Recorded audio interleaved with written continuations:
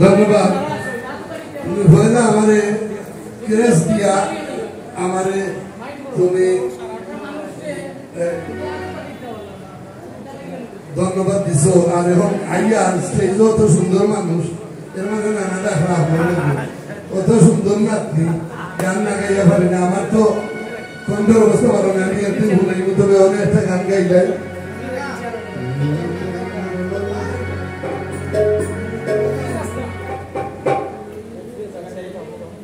কোনো অসুবিধা নাই যাও অনুপকি যা